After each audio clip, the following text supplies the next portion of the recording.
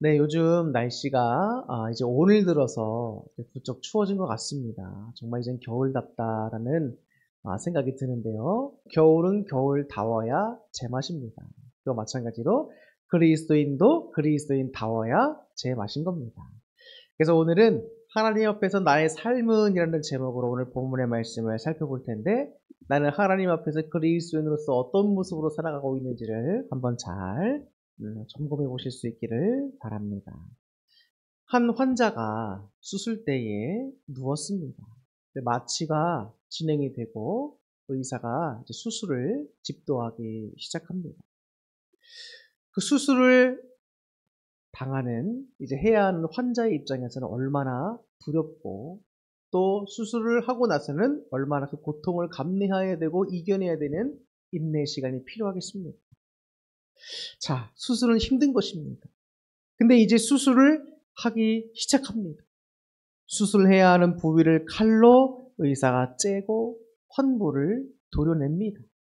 그리고 다시 봉합을 하고 수술을 마무리해서 수술이 잘 맞춰지게 됐습니다. 이 수술이 진행되는 과정을 보면 하나님의 말씀이 우리를 어떻게 새롭게 하는지를 잘 이해할 수 있게 도와줍니다. 수술을 받는 환자의 마음은 두려울 테고, 또 몸은 고통을 감내해야 합니다. 또 수술을 집도하는 의사는 긴장감이 고조되고 또 큰 집중력을, 또 체력을 요하게 됩니다. 환자나 의사나 두 사람 모두 당면한 문제를 해결하기 위해서 애쓰고 인내하지 않으면, 집중하지 않으면 이 문제를 해결할 수가 없고 생명을 살릴 수가 없어요. 우리의 신앙 성장도 여러분 이처럼 이루어진다고 볼 수 있습니다. 애쓰고 힘쓰고 인내하고 고된 시간을 견디는 것이 없으면 우리의 신앙도 성장할 수가 없습니다. 하나님의 말씀을 뭐로 비유할 수 있을까? 마치 수술용 칼과 같습니다. 우리 신앙의 문제점을 콕 집어서 그 잘못된 환부를 도려내 주듯이 우리의 죄악을 콕 집어주고 도려낼 수 있는 역할을 합니다. 그래서 때로는 하나님의 말씀이 진리된 말씀이기는 하나 그 말씀이 내 마음을 쿡 찌를 때도 있습니다. 또 내 뜻과는 주님의 뜻이 전해지기 때문에 때로는 또 우리의 마음을 불편하게 만들고 괴롭게 만들 때도 있습니다. 어떤 분들은 하나님은 우리에게 평안을 주시는데 내가 하나님의 말씀을 듣는데 왜 내 마음이 도리어 불편해지는가? 이것은 성령의 역사심이 아닌가라고 생각하실 수도 있습니다. 그러나 이것은 여러분 수술하는 과정이기 때문에 그래요. 교만하고 죄악이 가득한 내 생각과 내 마음을 하나님의 뜻에 말씀에 비추어 맞춰가는 과정이기 때문에 괴로움을 겪는 겁니다. 하나님의 말씀은 내 뜻과는 달라요. 그렇기 때문에 내 뜻을 돌이키고 회개해서 하나님 뜻에 맞춰가려면 나의 모든 생각과 뜻을 내려놓을 수가 있어야 됩니다. 근데 그 과정이 마치 수술하는 것과 같은 고통과 인내의 과정이란 말이에요. 그렇기 때문에 수술과 같이 내 생각을, 죄악을 도려내고 하나님의 뜻과 순종으로 채워지는 그 과정이기 때문에 때로는 하나님의 말씀을 들을 때 정말 날선 검 같아서 내 마음이 괴로울 때도 있고 불편할 때도 있습니다. 그러나 그 과정을 거치지 않고서는 우리의 신앙이 성장할 수 없고 하나님 앞에 나의 믿음이 정직하고 바로 설 수가 없다는 거예요. 그런데 이것이 불편하다고 끝까지 내 생각과 내 마음대로 살겠다고 한다면 그 사람을 어떻게 하나님의 사람이라고 할 수가 있겠습니까? 세상 사람과 똑같은 것이죠. 이렇게 하나님의 말씀에 비추어 나의 마음을 내려놓고 회개하고 주님 말씀에 따라가는 삶, 그 맞춰지는 과정 가운데서 내 뜻과 부딪히기 때문에 잠시 불편한 마음이 들 수는 있어도 주님 뜻에 순종하고자 마음먹게 되면 곧 그 마음에 하나님께서 주시는 세상과 다른 놀라운 평안이 임하게 됩니다. 말씀을 듣고 자신을 돌이킨다는 것은 여러분, 애쓰고 힘써야 하는 일입니다. 기도만 애써서 하는 것이 아니라 우리 자신을 말씀에 비추어 점검하고 새로운 삶을 살도록 하는 데에도 애쓰고 힘써야 한다는 거예요. 하나님께서 하실 부분이 있고 또 우리가 해야 할 부분이 있는 겁니다. 하나님께서 성령님을 통해서 우리에게 힘을 공급해 주시고 말씀을 비추어 주시고 생각나게 해주셔서 그 길로 이끌어 주신다면 우리는 그 뜻에 순종하고 그 뜻대로 살아내야 하는 애씀이 필요한 거예요. 그게 하나님이 하시는 일과 우리가 해야 될 일입니다. 그런데 선한 목자 되시는 주님께서 이렇게 이끌어 주시는데도 우리는 마치 염소나 양과 같이 다른 길로 간다라고 한다면 그것이 곧 죄요. 하나님께서 우리에게 원하시는 바가 아니게 되는 겁니다. 하나님의 백성이라고 하면서 예수님의 제자라고 하면서 그 뜻을 따르지 않고 자꾸 내 뜻만 고집하고 내가 원하는 대로 간다라고 한다면 그것이 어떻게 그리스도인이라고 할 수가 있겠습니까? 하나님의 백성이라고 할 수가 있겠습니까? 하물며 하나님의 진리된 말씀이 선포되는데 그 말씀을 듣고 불편하다고 순종하지 않는다면 어떻게 하나님의 기쁨이 될 수가 있겠습니까? 나 자신을 바꿔가고 내 생각과 마음을 말씀에 비추어 바꿔가는 과정이 괴롭고 힘들고 불편하다고 외면한다면 우리의 신앙이 어떻게 성숙할 수가 있겠습니까? 하나님께서 어떤 영혼에게 말씀하십니다. 사람 만나기를 너무 좋아하는 분이에요. 그래서 예배도 뒤로 하고 사람 만나는 것을 더 즐기는 성도인에게 하나님께서 이렇게 말씀하십니다. 형제 자매들과의 사랑의 교제도 좋지만 하나님을 네 삶의 제 1순위로 둘 수는 없겠니? 이렇게 하나님께서 말씀하셨습니다. 사랑의 교제도 좋지만 하나님을 제 1순위로 가장 사랑할 수는 없겠니? 라고 하나님께서 말씀하셨다는 거예요. 왜냐하면 예배를 드리러 와야 함에도 불구하고 사람들과의 교제함과 만남이 더 좋고 하나님께 예배드리러 와야 됨에도 불구하고 세상에 다른 일이 더 좋고 하나님께 예배드리러 와야 함에도 불구하고 다른 어떤 것이 더 좋아서 하나님보다 그거를 더 추구하고 하나님보다 그거를 더 선택해 가는 사람이었던 거예요. 그럼 하나님이 그렇게 말씀하실 때 그럼 우리는 어떻게 해야 합니까? 하나님이 그렇게 말씀하셔도 저는 사람 만나는 게 더 좋으니까 그냥 기존대로 제 마음대로 하겠습니다라고 한다면 우리는 하나님의 기쁨이 되기는커녕 하나님의 근심이 될 수밖에 없는 겁니다. 그럼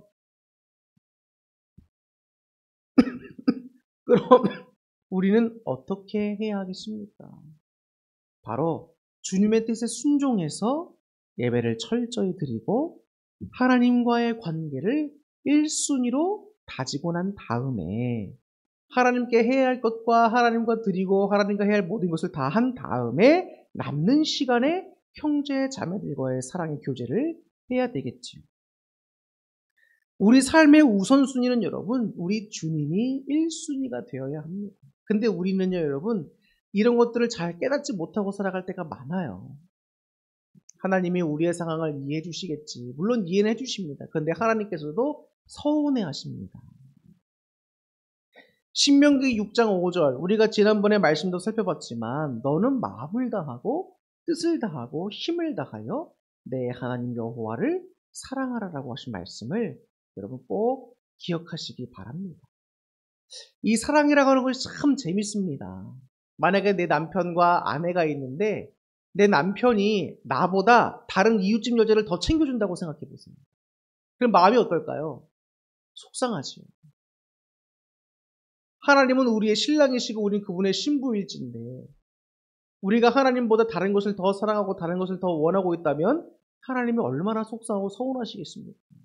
우리는 하나님께 주여 제발 제 마음 좀 이해해 주시고 제 마음 좀 위로해 주시라고 우리는 항상 기도하지만 돌이켜서 하나님의 마음을 여러분들이 한번 생각해 보시고 하나님의 그 마음도 위로해 드릴 수 있는 여러분 될 수 있기를 바랍니다. 본문을 보면 너희 몸을 하나님이 기뻐하시는 거룩한 산 제물로 드리라고 말씀하고 있습니다. 여기서 몸이라고 하는 것은 여러분 단순히 우리의 영혼과 구별된 육체를 말하는 것이 아닙니다. 우리 인간은 지정의가 있죠. 그것을 가리켜서 전인이라고 합니다. 즉 우리 인간 그 자체, 성숙하게 자란 그 인간 그 자체를 바로 전인이라고 하는데 그 영과 육이 하나인 전인으로서 한 사람을 오늘 본문에서는 몸이라고 표현하고 있습니다. 즉 여러분 우리 자신을 말하는 거예요. 우리 자신을 하나님께 거룩한 산 제물로 드리라고 하고 있는 것입니다. 제물이 뭐죠? 죄악을 씻김받기 위한 도구로, 제물로 하나님께 그 생명을 드리는 것 아닙니까? 구약의 제사법을 보면 제물은 철저하게 죽음을 맞습니다. 그 명령하신 대로 온몸을 다 분해되고 나중에는 태워져서 하나님께 거룩한 향기로 올려지게 됩니다. 저는 이 과정이 우리가 예수님을 힘입어서 회개하고 용서받고 하나님께서 받으시기에 합당한 의로운 상태로 거듭나게 하는 과정과 똑같다라고 생각합니다. 곧 칭의를 얻게 되는 과정인 거죠. 제사를 드리는 중요한 이유는 하나님과의 관계 회복입니다. 죄로부터 멀어졌던 하나님과의 관계를 이 제사와 제물을 통하여 죄가 씻김받고 회복되는 거예요. 하나님과의 관계. 그것은 뭡니까? 곧 너는 의롭다라고 하나님께서 인정해 주신다는 거예요. 근데 우리가 예수님이 제물 되셨고 그 예수를 믿고 우리의 죄를 회개드리면 우리의 모든 죄를 주님께서 깨끗하게 씻어주시고 의롭다라고 해주신다는 거 아니에요. 그게 바로 칭의라는 겁니다. 나의 의로 된 것이 아니라 예수님을 믿는 그 믿음으로 말미암아 예수님의 보혈의 은혜로 의로워졌다는 거예요. 하나님의 은혜로. 예수님을 믿고 회개를 드리면 주님께서 우리의 믿음을 보시고 우리를 새로운 피조물로 변화시키십니다. 즉 그것은 뭐냐면 이제는 더 이상 죄악 가운데 있던 옛 백성이 아니라 옛 사람이 아니라 이제는 거룩하고 의로워진 하나님의 백성으로 그 모습과 그 모든 상태가 변화됐다는 거예요. 그런 성도들에게 이제는 더 이상 옛 죄가 우리를 간섭할 수가 없어요. 내가 1분 전에 죄를 지었건 1초 전에 죄를 지었건 내가 지금 회개했으면 하나님께서 그 모든 죄를 다 도말해주고 씻겨주신 거예요. 그럼 더 이상 그 죄악의 권세가 우리를 주장하지 못합니다. 하나님의 의가 우리를 감싸는 거예요. 우리는 의로워진 사람이 된 거고 우리는 새로운 피조물이 된 겁니다. 날마다 매 시간마다 우리는 그렇게 되는 거예요. 그러면 우리는 어떤 삶을 살아야겠습니까?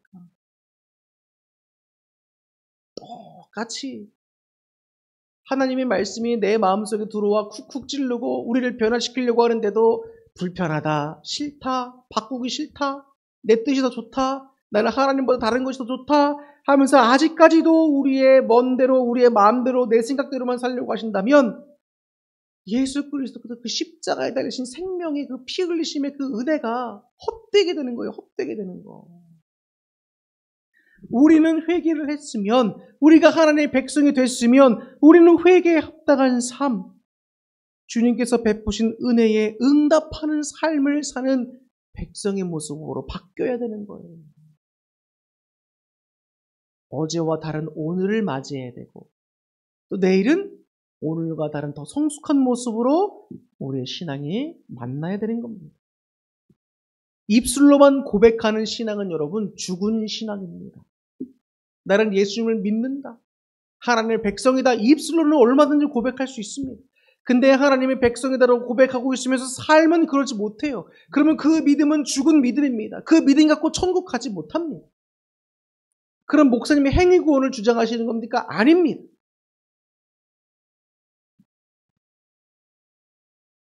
여러분, 제가 늘 말씀드리지만 만약에 하나님께서 우리에게 100가지의 율법을 내려주셨다고 합시다. 이 100가지를 다 지켜야 의로워진다라고 했어요. 근데 우리가 최선을 다했습니다. 어떤 사람은 50개의 규율을 지키는 사람이 있을 수 있고 어떤 사람은 80개 지키는 사람이 있을 수 있고 어떤 사람은 정말 노력해서 99개를 지킨 사람이 있을 수도 있습니다. 그런데 하나를 지켰건 50개를 지켰건 80개를 지켰건 99개를 지켰건 하나라도 잘못하면 그 사람에게는 죄가 있는 겁니다. 그럼 그게 의로운 사람일까요? 의롭지 않을까요? 죄인인 거예요, 여러분. 우리가 한두 개 주님 말씀 따라 순종하고 잘했다고 해서 그 행위를 가지고 구원받을 수가 없어요. 우린 여러분 죄인일 수밖에 없는 겁니다, 주님 앞에. 그럼 무엇가 우리를 구원시켜 주겠냐고요. 그런 연약함과 그런 죄된 모습을 주님 앞에 나가 정직하게 고백하며 나는 죄인입니다. 예수 그리스도의 보혈의 피로 나를 새롭게 하소서. 주님 믿고 나아갑니다. 회개하고 주를 의지하고 나아갈 때에 그 보혈의 공로가 우리를 씻어주시고 그 믿음을 주님께서 기쁘게 보시며 우리를 의롭다라고 내가 인정해 줄게 라고 해주신다는 거예요. 그 믿음으로 구원받는 것인데 입술로는 내가 하나님을 믿습니다. 하나님의 자녀입니다라고 하는데 우리의 마음속부터가 이미 하나님을 배도한 거예요. 내 마음대로 살겠다는 건 주님을 배도한 거란 말이에요. 주님 말씀이 주어져도 다 필요 없습니다. 난 내 뜻대로 살 겁니다. 내 인생 내 뜻대로 즐기다가 갈 겁니다. 그럼 그게 어떻게 살아있는 믿음입니까, 여러분? 어떻게 그 믿음 받고 구원받을 수 있겠습니까? 그 믿음이 하나님을 기쁘시게 할 수 있겠습니까? 우리 삶을 변화시킬 수 있겠습니까? 그 능력이 되겠습니까? 안 되는 거예요, 여러분. 반드시 고백과 더불어 행위로 나타나는 삶이야말로 살아있는 믿음의 증거가 되는 겁니다. 세상에는 여러분 다양한 악기가 있습니다. 가수들이 사용할 때 사용하는 여러 가지 악기가 있죠. 뭐 기타도 있고 피아노도 있고 드럼도 있고 또 다양한 전자악기들도 많이 있습니다. 근데 이런 악기들이 여러분 세상에서도 쓰이지만 교회 안에서도 쓰인단 말이죠. 같은 악기입니다. 근데 쓰임새와 목적이 달라요. 그렇기 때문에 교회에서 사용하는 악기는 세상 것과 똑같다고 하지만 구별된 악기입니다. 구별된 거룩한 악기들이에요. 우리 성도들도 마찬가지라는 거예요. 우리도 세상 사람들과 똑같은 그냥 사람입니다. 다르지 않아요. 그런데 우리가 왜 다르고 거룩하지요? 우리는 예수 그리스도를 믿고 말씀 따라 살기 때문에 하나님 백성된 사람들이기 때문에 세상 사람들과는 다른 거룩하게 구별된 성도라고 합니다. 그래서 우리를 성도라고 해요.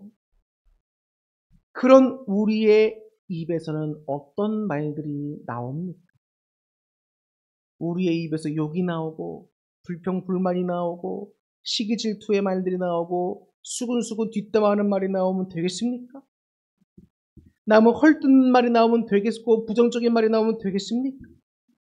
속임과 간사함이 나오고 온갖 죄악된 말이 이 거룩한 입에서 나오면 되겠습니까?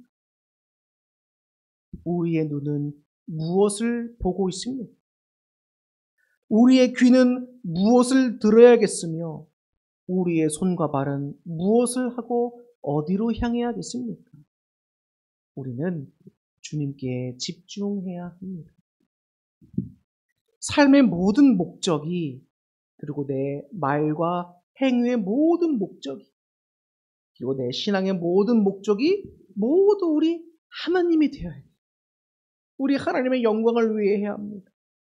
내가 말을 한마디 하더라도 내가 이 말을 상대방에게 했을 때 이것이 하나님께 영광이 될까?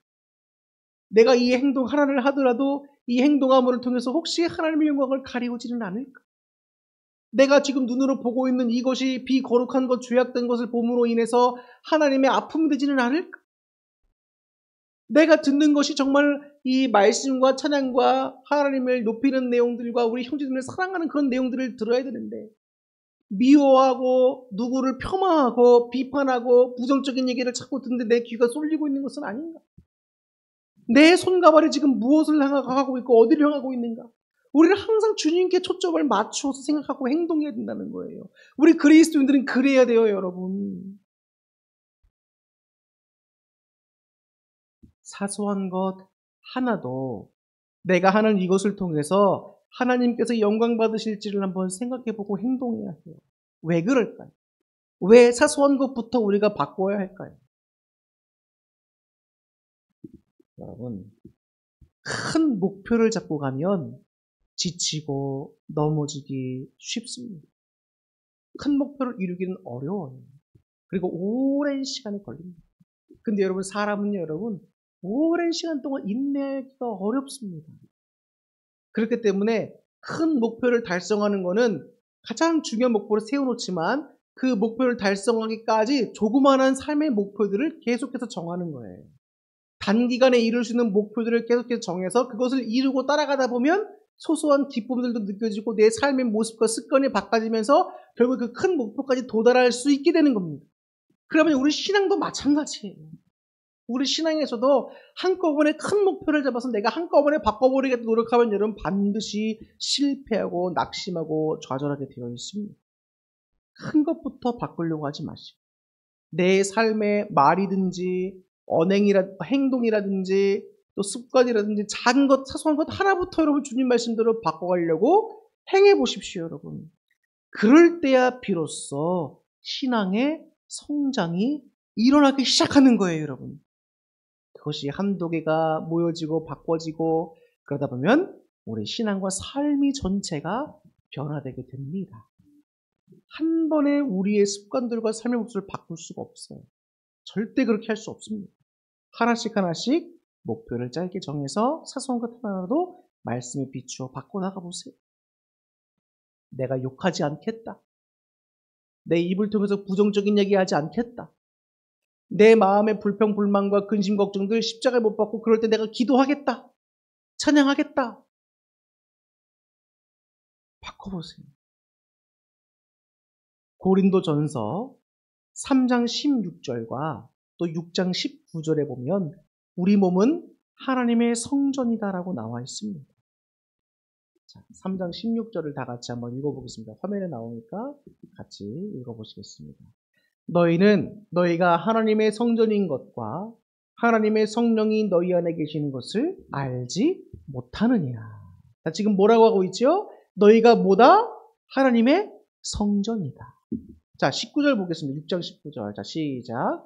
너희 몸은 너희가 하나님께로부터 받은 바 너희 가운데 계신 성령의 전인 줄을 알지 못하느냐. 너희는 너희 자신의 것이 아니라 하나님과 성령님의 전일 뿐만 아니라 우리가 우리의 것이라는 거예요? 하나님의 것이라는 거예요? 하나님의 것이라는 겁니다. 그러면 그 몸으로 뭘 해야 합니까? 6장 20절을 보겠습니다.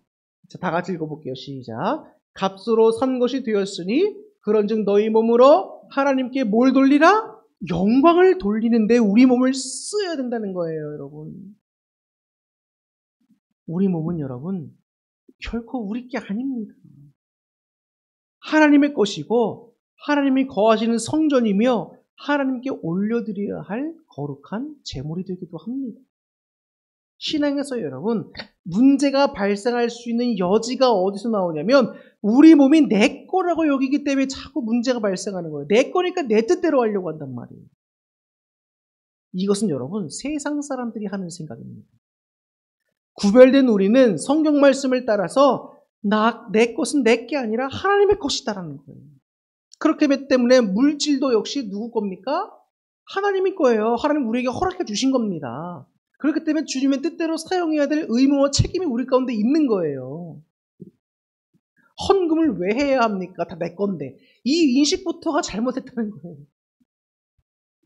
우리의 모든 것은 다 하나님께서 우리에게 허락해 주신 건데 내 게 아니에요. 주님 것이지.